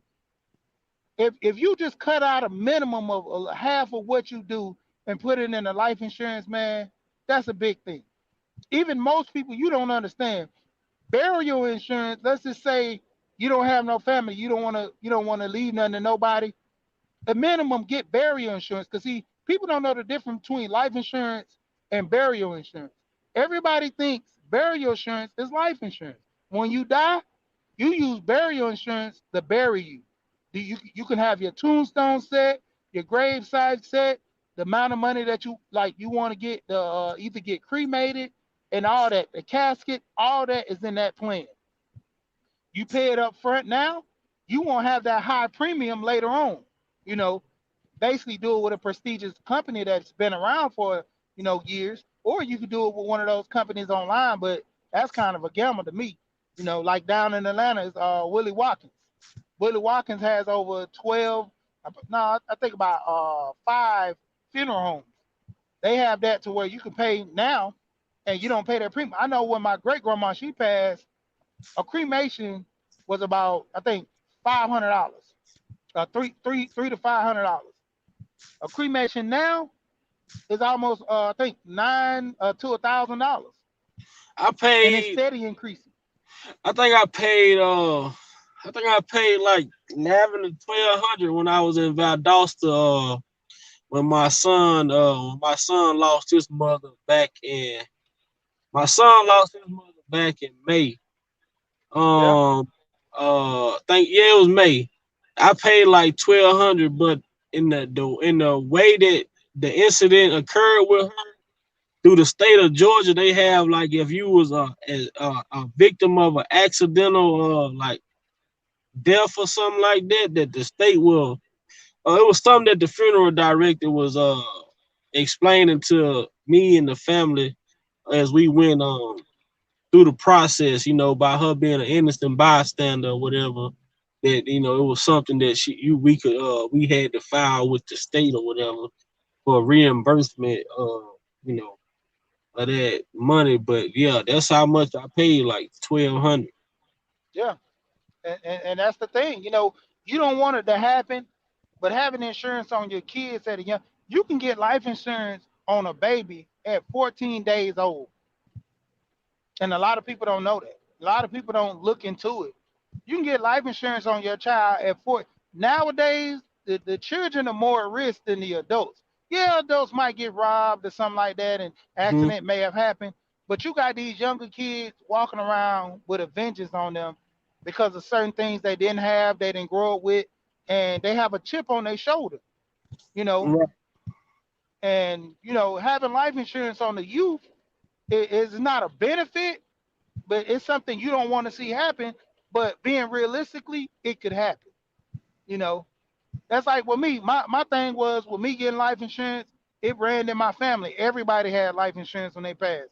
Only person that didn't have a life insurance, the main one that promoted the most was my grandmother, because my uncle let the policy lapse. I ended up paying for my grandmother's funeral and everything due to my uncle letting the policy lapse. And I Right. told her, you was pretty much over her and dealing with her. You stayed with her, you was around her. She had everything taken out, but the deal was when she transferred to another bank, she was paying them until she got everything situated. But she never got the stuff situated. So once they, got 2 or 3 months behind, she felt like it was hard to catch up. And you know how most older people get stubborn about having people Hmm. helping them and getting in their business. So that was something easy I could have paid for my grandmother, you know. And it's more or less, they say you laugh now and you cry later. That's Yeah. that's something that she could have easily got me to pay to where it'd have been not being a burden or issue for nobody, but still, Right. it'd have been something that's worth paying for, you know. Right. And a Right. lot of people they get to that point. My friend, his mom did the same thing, you know. She ended up letting her policy lapse for about 6 months to a year, and then came to him to go get another policy because she just forgot about it. Right. And My we uncle have to that start sold talking more. insurance. Yo, Go ahead. most definitely, my uncle that sold insurance, the one that I say cashed out all of his stuff. He was one. He never. If he, I know he gave. He was over my dad insurance for 30 some years.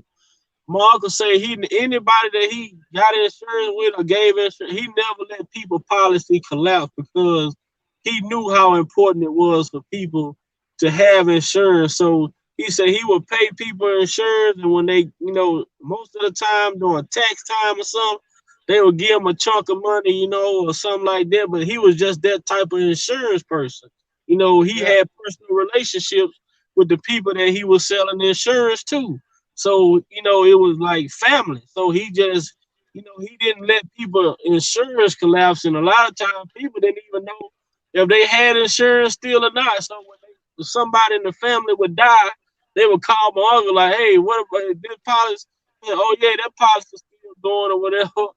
People wouldn't even know if they even had insurance. But if it wasn't for him doing things the way that he did it, God blessed him. I mean, he transitioned. The man was a beautiful person. If you wonder, he was a perfect role model for myself. You know what I'm saying? Because he didn't just talk about it; he lived it. You know what I'm saying?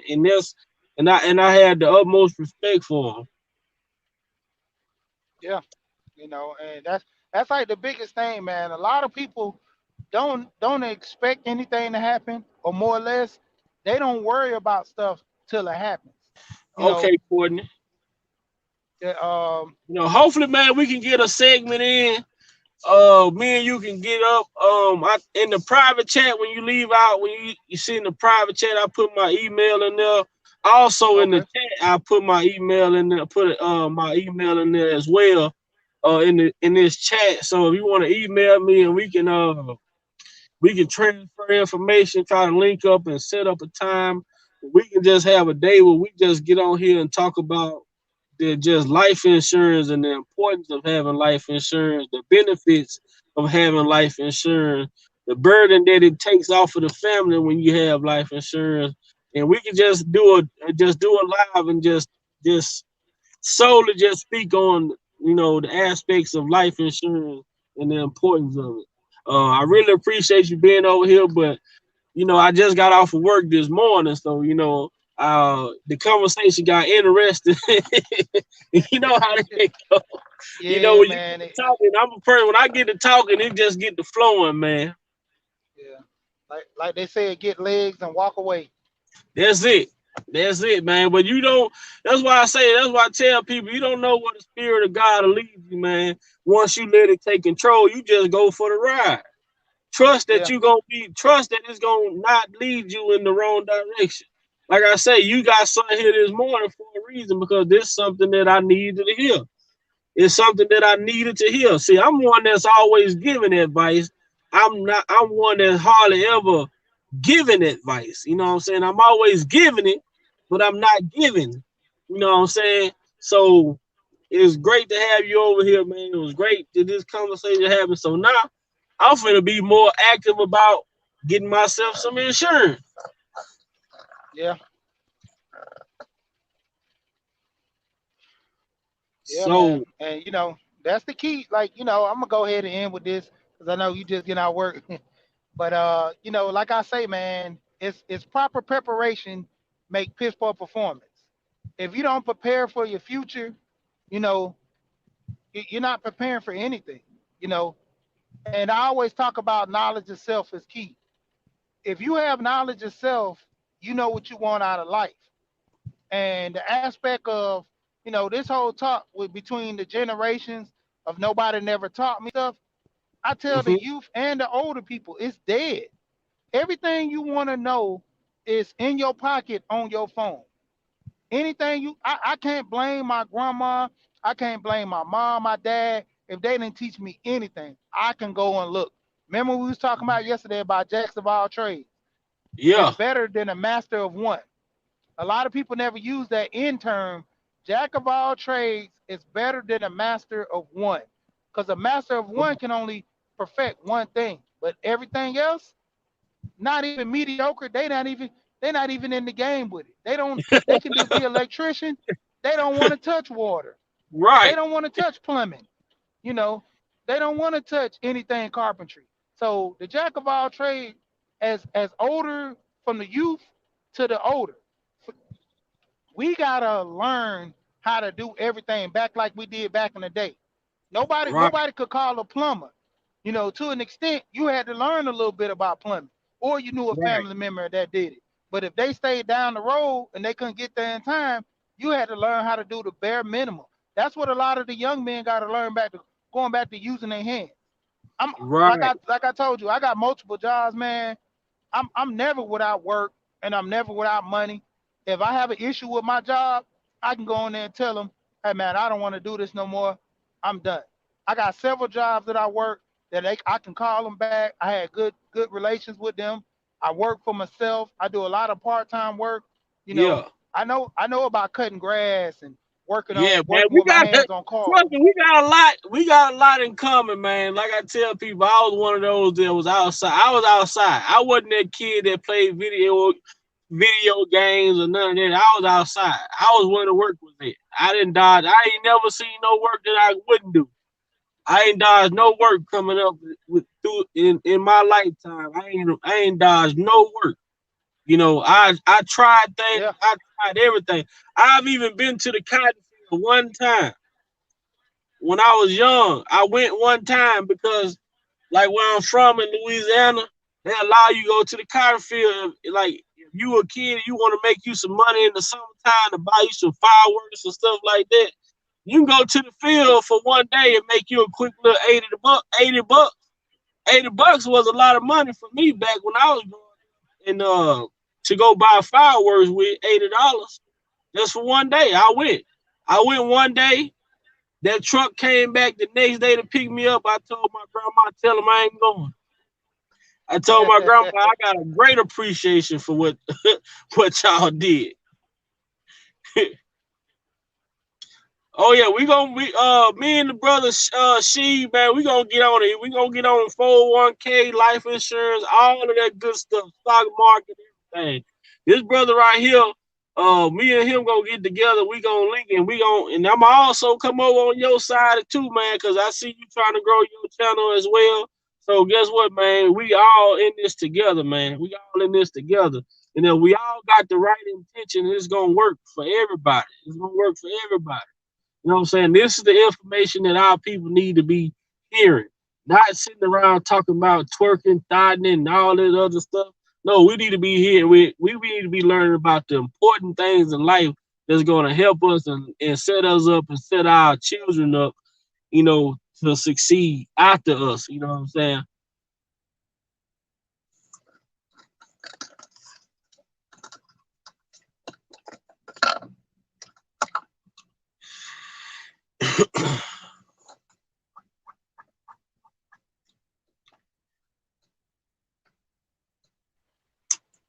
I'm gonna put that link for Brother Bakari in the back, and then I'm gonna put my email in the back as well.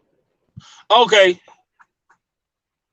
And then I'm gonna try to do it when I get off too. Put it in the chat for you as well. All right, appreciate it, brother. Appreciate you coming through. We will be linking real soon, man. We will be All right, linking no problem. soon. All right, thanks for coming, man. All right.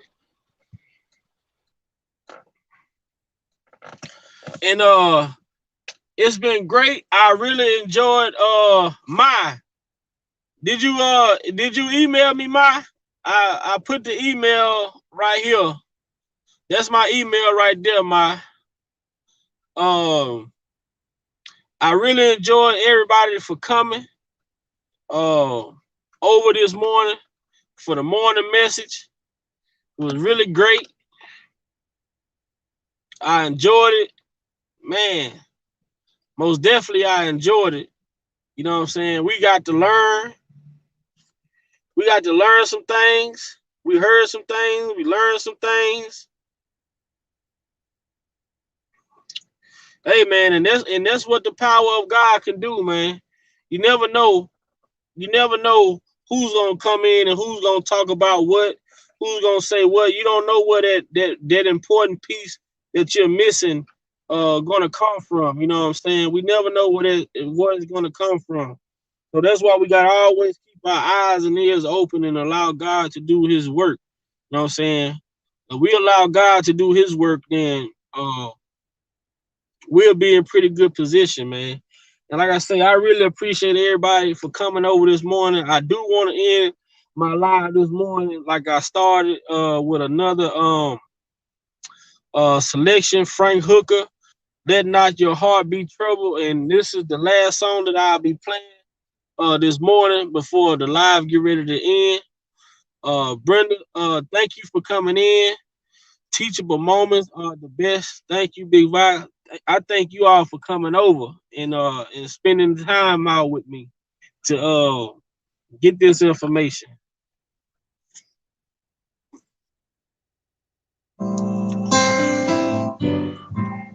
It's been great. It's been good. Thank y'all. I appreciate y'all. And guess what, man? We family. Let not your heart be troubled,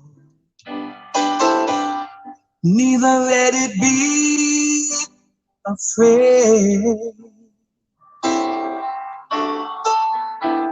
Let not your heart be troubled, oh, be troubled, and neither let it be afraid.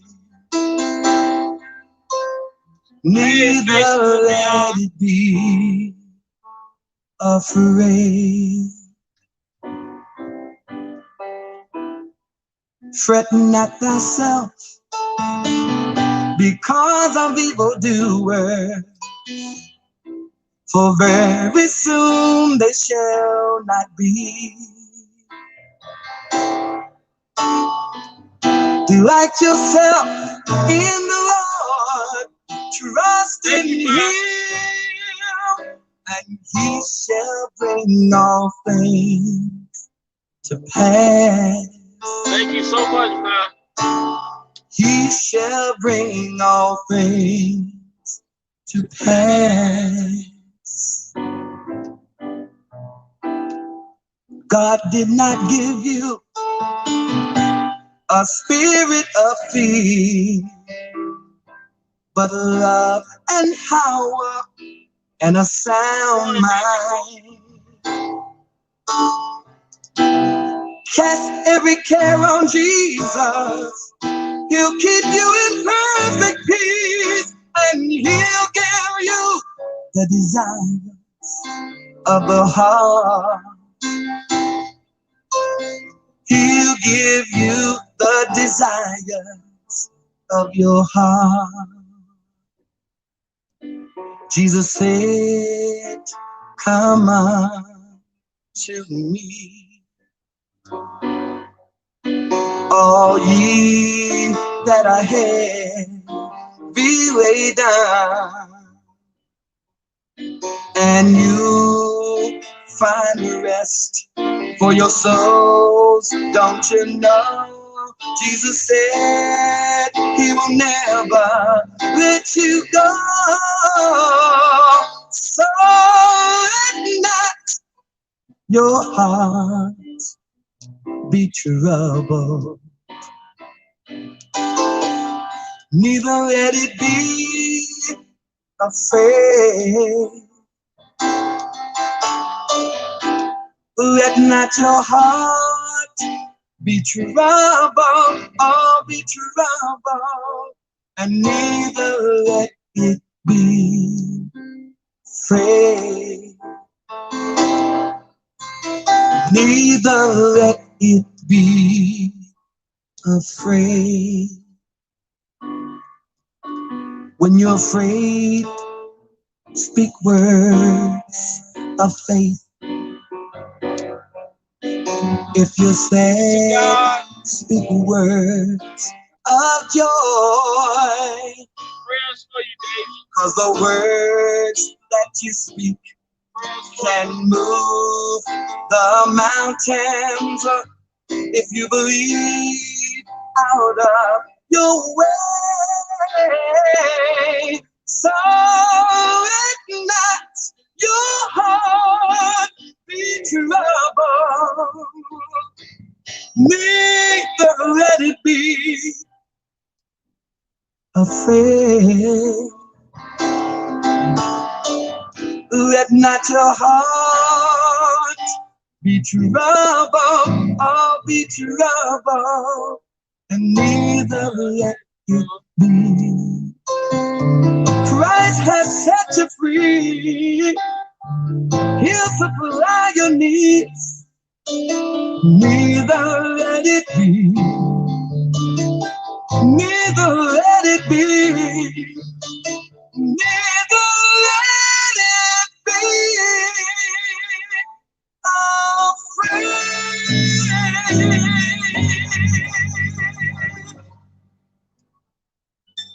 Amen, amen. Thank you, God, man. Thanks everybody for coming over this morning. It's been great. Hopefully I inspire somebody. It's deja vu. I'm praying for you. Guess what? Continue to pray. Continue to lean on the Lord and give that burden to God, because only God can change what's going on within your life in the midst of whatever storm it is. You know what I'm saying? We as people we can only do so much. But when we give it to God, we gotta allow God to deal with it accordingly. Your time is coming. You know, your time is coming. All you gotta do is keep believing and keep leaning on the Lord, and He will show you that He is real. He will show you he is real. Amen. Amen. Passionate, thank you for coming over. I really appreciate you, Faces. Thank you for coming over. Ma, thank you. Brother She, my brother Midas, my sister Courtney, Miss Brenda. I thank y'all for coming over and enjoying the live today, man. Hopefully I inspire somebody. You know, hopefully I changed somebody's day. Hopefully I motivated somebody. And let you know, man, we all in this together. We all deal with things the same way, man. We all go through something. As long as we can uplift each other and hold each other accountable, guess what, man? That's all that matters. And remember, you are not alone, man. We all dealing with some form of depression, some form of, stress of something of sort. You know what I'm saying? But guess what? You're not alone. We a family over here. And we all can hold each other accountable. We all got each other back. And guess what? We're going to make sure that we get through these days accordingly, putting God first. And everything else going to fall in place. Brenda said, blessings to all. Happy holidays, peace and love. For sure. It's been good. It's been great. That's been my time. Big Val Opinion, man. I'm signing out. Yeah.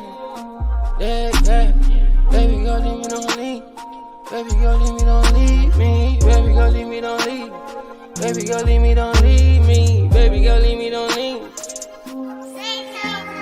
Please show me your tree colors. Yeah. Baby girl, leave me, don't leave. Baby girl, leave me.